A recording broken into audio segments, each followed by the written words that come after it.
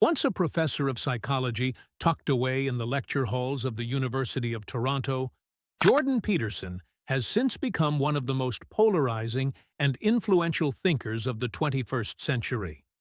From best-selling books to sold-out speaking tours, his rise has been anything but quiet. But beyond the firestorms of controversy and the fervent fan base lies a man with a deeply personal world. A world defined by order, reflection, and complexity. This is a rare look inside the life of Jordan Peterson, his homes, his passions, and the lifestyle of a modern intellectual in 2025. 1. The Alberta Roots, where it all began. Long before Jordan Peterson became a household name, before the global lectures, the sold-out arenas, and the intense ideological debates, there was only silence, the wide, open silence of northern Alberta. Born on June 12, 1962, in Fairview, a remote town with a population barely over 3,000, Peterson's childhood unfolded against a backdrop of icy winters, sprawling wheat fields, and the quiet hum of blue-collar life. It was a world far removed from the centers of influence and power, but it was in this quiet crucible that the seeds of a lifelong intellectual fire were sown. His father, Walter, worked as a schoolteacher. His mother, Beverly, was a librarian, a detail that would later seem prophetic. Surrounded by books rather than distractions, Peterson was a precocious reader from an early age. He devoured Russian literature before most of his peers had even encountered Shakespeare. At age 13, a school librarian handed him a copy of Alexander Solzhenitsyn's The Gulag Archipelago, a chilling account of Soviet oppression. It wasn't light reading, but Peterson wasn't a light child. That book, along with the writings of Nietzsche, Dostoevsky, and Carl Jung, shaped not only his moral compass, but also his understanding of suffering, resilience, and the limits of ideology. Life in Fairview wasn't easy. Winters were long and brutal. Social opportunities were limited. But perhaps that isolation was a gift. It offered him the space to think deeply, to question early, and to form a sense of self that would prove unshakable in the face of future controversies. He wasn't popular, but he was respected for his intellect. While others gravitated toward hockey and small-town antics, Jordan found comfort in structure, in mythology, and in the stories that offered meaning where reality often fell short. By the time he left Fairview, he carried with him more than ambition. He carried a philosophical hunger. That hunger would take him through psychology degrees at the University of Alberta and McGill University, and eventually to Harvard as an assistant professor. But no matter how far he traveled, the psychological architecture of that small town, its silence, its cold, its unspoken codes, would remain embedded in him. Fairview wasn't just the place where he was born, it was the soil in which his worldview was rooted. 2. The rise to fame. From academia to arena. For most of his early career, Jordan Peterson lived the quiet, rigorous life of a scholar.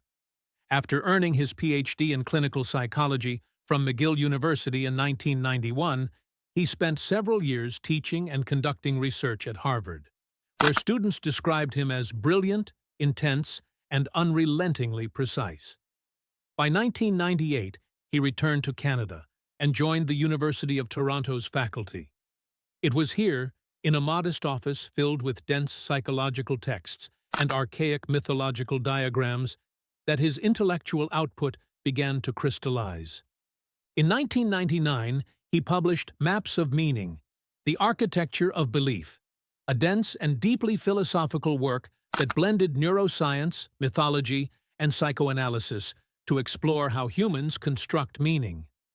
The book was respected in academic circles, but received little mainstream attention.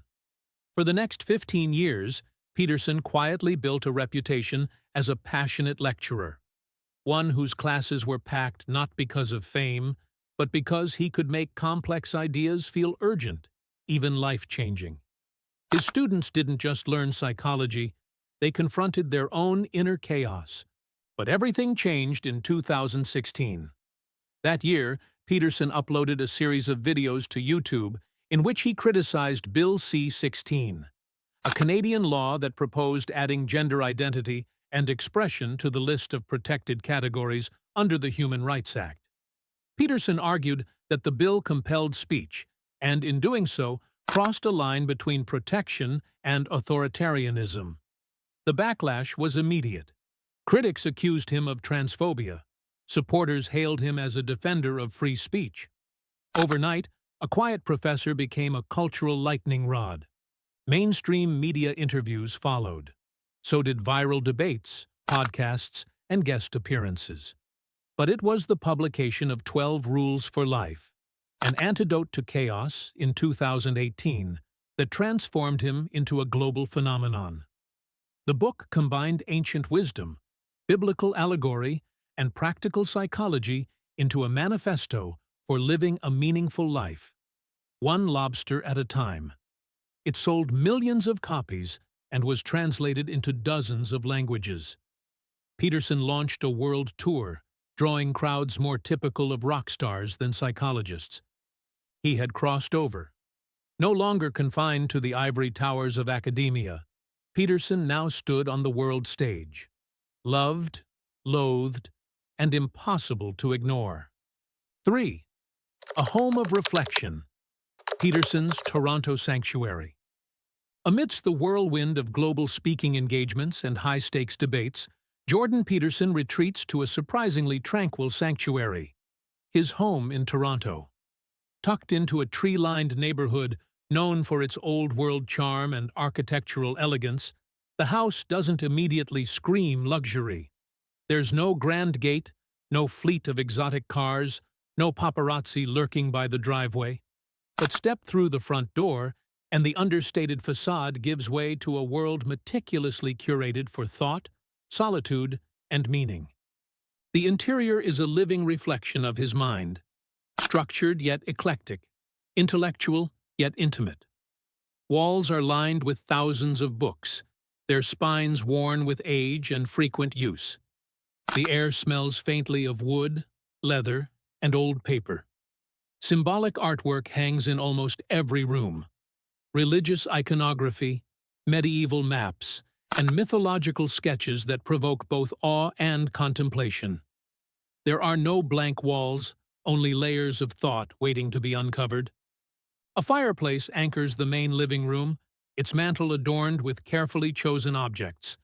A statue of a dragon, a small cross, a print of a lobster poised in its dominance display.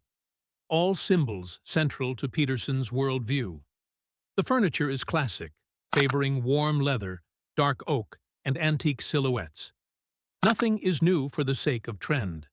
Everything, instead, seems to carry a narrative, a memory, a philosophy, a principle. In his study, a grand upright piano sits in one corner, a daily reminder of discipline and beauty. Peterson has long regarded music as one of humanity's purest forms of order, and he plays often, mostly classical pieces, especially Bach. The rhythm and symmetry of the compositions offer him solace, even when his body or mind feel frayed by public life. This house, above all, is a defense against chaos. It's where he writes, where he recovers, where he thinks without interruption. It is not lavish in the traditional sense, but it is deeply intentional. In a world of noise and spectacle, his home stands as a quiet fortress, a place where meaning is not only discussed, but lived. 4. Life on the road. Hotels, lecterns, and solitude. Though Peterson's Toronto home remains his base, his lifestyle in 2025 is largely nomadic. Since re-emerging on the public stage with the release of We Who Wrestle with God in late 2024, he's been on a relentless speaking tour that has spanned continents. From Los Angeles to London, Sydney to Stockholm, the crowds haven't thinned, they've multiplied. Auditoriums fill up months in advance. Fans travel from far corners of the globe just to hear him speak for 90 minutes. For many, His words are more than insight. They are instruction for how to live. But the glamour of global acclaim hides a much lonelier truth. Life on the road is isolating. Peterson often travels alone or with a small support team, staying in high-end but impersonal hotels, places of crisp linens and cold silence. His days are dictated by a rigid structure: early mornings, rehearsals, brief moments of quiet reflection, and nights under bright lights. The energy it takes to hold a room of 5,000 is enormous.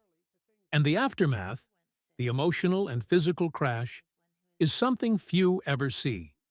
His health demands discipline. Since his medical crisis between 2019 and 2021, Peterson has remained on a strict diet, primarily carnivorous, and avoids restaurants, alcohol, and unfamiliar ingredients. Everything is planned. Everything is controlled. It's not about indulgence, but survival. Even leisure is rare. His off hours are often spent reading, writing, or mentally preparing for the next event. Conversations are measured, interactions cautious. The stakes, after all, are always high. Yet for all its demands, there is a sense of purpose in the rhythm. Peterson views his speaking engagements not as performances, but as acts of service. His lectures are often improvisational, flowing more like philosophical jazz than scripted addresses. He responds to the energy in the room, to the faces of young men and women silently pleading for answers. And while he rarely shows it on stage, those moments move him deeply. To live on the road is to walk a narrow line between inspiration and exhaustion. But for Peterson, it remains a path worth walking, not for fame or fortune, but for the possibility that his words might help someone else find meaning in the chaos. 5. Hobbies of a modern intellectual. Behind the stern voice, the philosophical gravitas, and the public controversies lies a quieter Jordan Peterson, a man of deeply personal rituals, unassuming pleasures, and unexpected passions. His hobbies are not the flashy kind that dominate social media or celebrity interviews. They are inward-facing, meditative, and often deeply symbolic. To understand them is to understand the way he seeks balance in a life marked by intellectual warfare and emotional intensity. One of Peterson's greatest pleasures is playing the piano. His love for classical music, especially the works of Johann Sebastian Bach, has remained steadfast throughout his life. He plays not to impress, but to immerse himself in patterns, in mathematical beauty rendered in sound. Bach, with his strict structures and interwoven melodies, is more than music to Peterson. He is order incarnate. In moments of stress or recovery, Peterson often turns to the piano not only as an artistic outlet, but as a way to reorient his psyche toward harmony. Then there is woodworking, a relatively recent but deeply symbolic pursuit. In his own words, building something physical with his hands brings him closer to what he calls the divine logos, the act of bringing structure to chaos, of transforming raw material into form and function. He has been known to spend hours in his Toronto basement workshop or his Ontario lake house garage, sanding pieces of oak, assembling bookshelves, and even handcrafting frames for some of the artwork that lines his home. It's not about utility. It's about grounding himself in something real, tangible, and beautiful. Journaling remains a daily habit, as it has been since his teenage years. He prefers pen and paper, favoring large moleskin notebooks filled with dense script and careful annotations. He writes not just about events or ideas, but about dreams, dilemmas, and inner dialogues. This daily act of reflection, which he encourages in his audience, is where much of his thinking is refined before ever making it to stage or page. Even his moments of leisure are chosen with philosophical intent, whether it's taking solitary walks through Toronto's ravines or spending an hour analyzing a symbolic image from a medieval manuscript. Peterson's hobbies reflect a life lived in deep conversation with the self. always striving for a clearer articulation of meaning. 6. Family and faith. The personal side. At the core of Jordan Peterson's life, beneath the controversy, beyond the spotlight, is a story of love, loyalty, and survival. His family, particularly his wife Tammy and daughter Michaela, has remained the emotional center of his world through every personal and professional storm. Their story is not one of idealized perfection, but of resilience, a constant negotiation between public demands and private devotion. Peterson met Tammy Roberts when they were just teenagers in Fairview. She was his high school sweetheart, and their bond only deepened with time. The couple married in 1989, long before the world would know his name, and together they built a life grounded in shared values and mutual respect. Tammy, often described as quiet but fiercely intelligent, stood beside him as he climbed the ranks of academia. But it was during their later years, under the crushing weight of illness and global scrutiny, that her strength would become most visible. In 2019, Tammy was diagnosed with a rare and aggressive form of kidney cancer. The prognosis was grim. For a period of time, Peterson believed he would lose her. The emotional toll was devastating. Just as his wife began to fight for her life, Peterson himself spiraled into a debilitating health crisis due to complications from benzodiazepine withdrawal. For nearly 2 years, both fought parallel battles. She for survival, he for stability. Their daughter, Michaela, became a public figure in her own right during this time. Known for championing the carnivore diet and hosting a podcast that mirrors her father's intellectual curiosity, Michaela also became a lifeline, managing travel, logistics, and public communication during Peterson's darkest days. She was more than a daughter. She was a partner in crisis. In recent years, faith has become a growing presence in Peterson's life. Though once firmly agnostic, his lectures have evolved into deeply theological reflections on God, on suffering, on the nature of good and evil. He often speaks of the Bible not just as literature, but as a living text, one that holds the accumulated wisdom of civilization.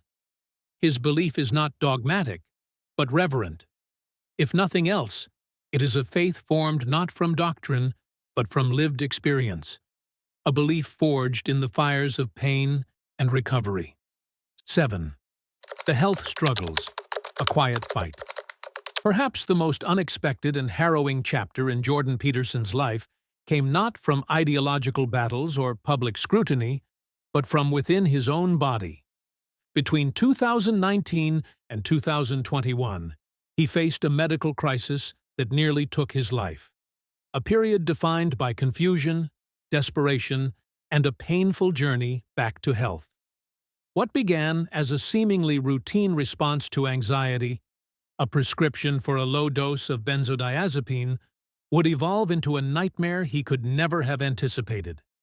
Initially prescribed to manage the stress of his wife's cancer diagnosis and his increasing workload, the medication began to produce severe side effects.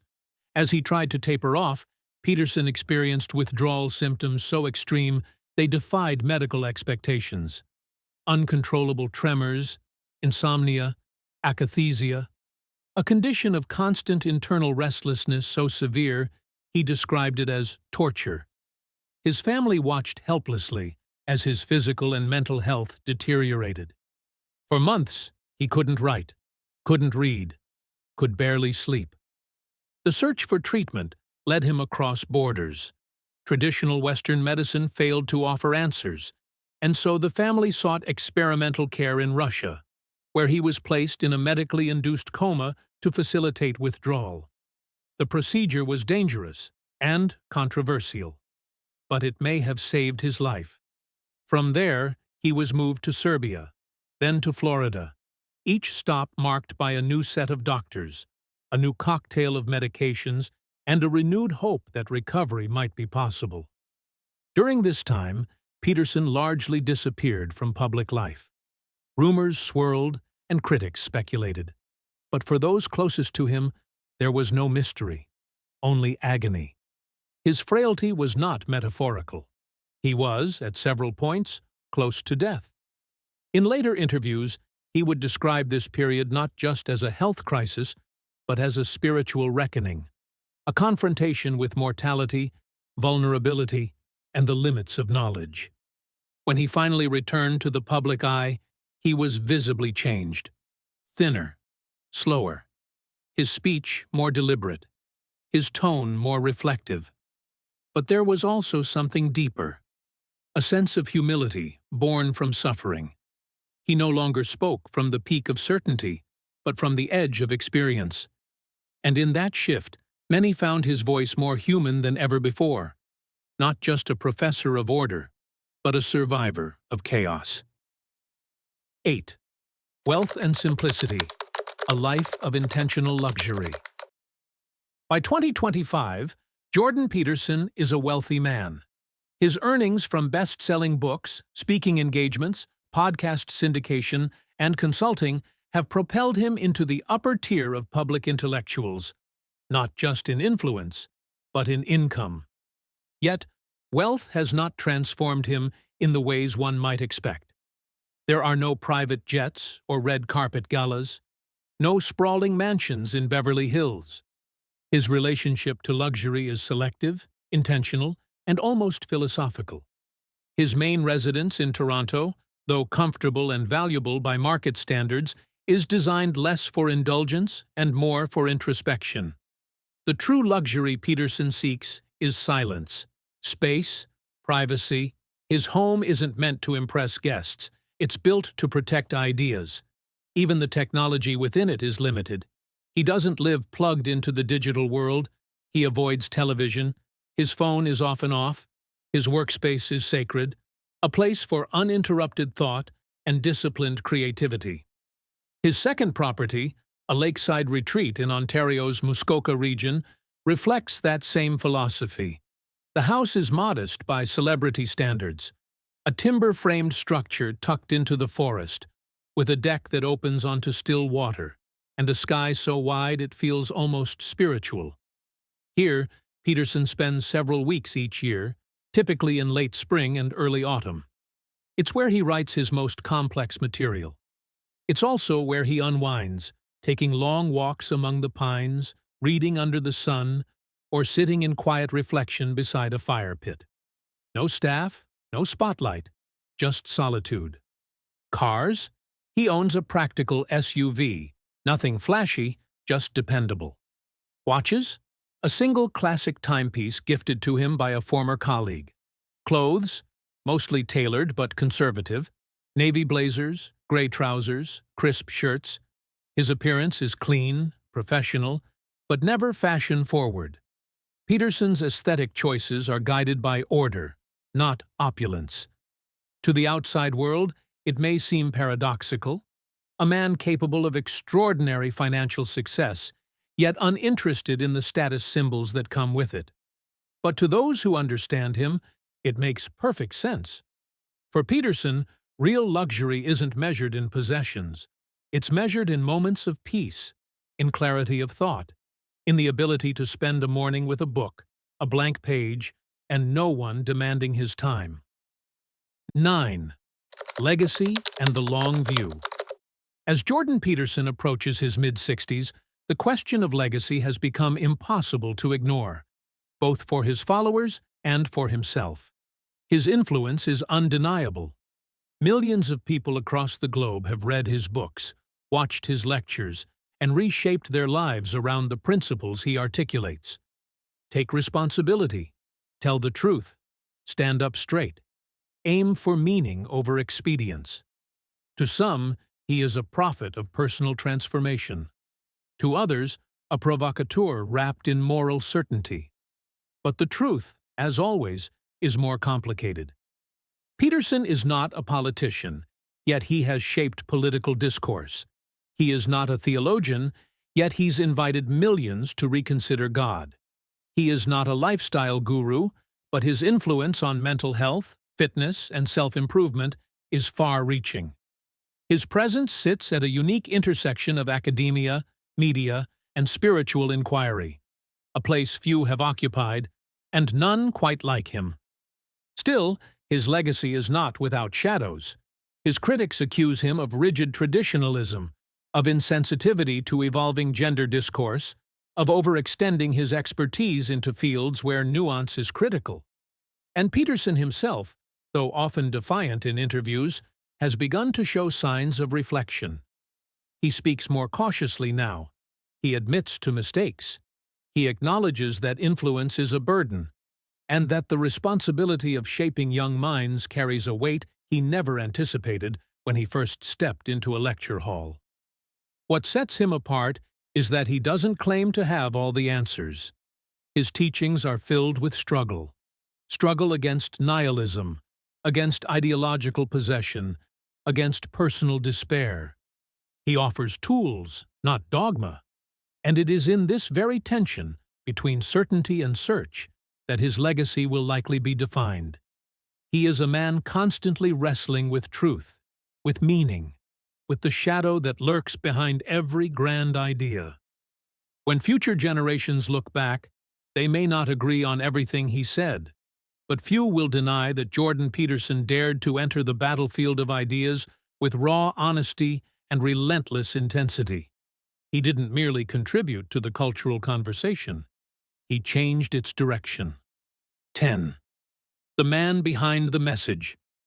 Beneath the tailored suits, the pointed debates, and the thousands of hours of filmed lectures, Jordan Peterson remains, in essence, a man in search of order, a seeker, a builder, a survivor. His life has unfolded like one of the myths he so often references, a hero's journey marked by trials, darkness, transformation, and return. He never chased fame, but it found him. He never asked to become a figurehead, but he accepted the burden. And through it all, the health battles, the cultural wars, the moments of collapse and clarity, he held fast to one central belief: that life, in all its suffering and chaos, is still worth engaging with. That responsibility is the path to purpose. That beauty, truth, and meaning are not just academic concepts, but lifelines for the soul. In 2025, Jordan Peterson continues to speak, to write, to challenge. But more than that, he continues to live as he teaches, deliberately, reflectively, and with an eye always turned toward the edge of what's known. Whether you see him as a mentor, a mystery, or a mirror, one thing is certain: Jordan Peterson has etched his place into the story of our time. If this exploration of Jordan Peterson's world offered new insight or sparked reflection, don't forget to like the video, subscribe to the channel, and let us know in the comments who you'd like to see us explore next. Until then, stay curious.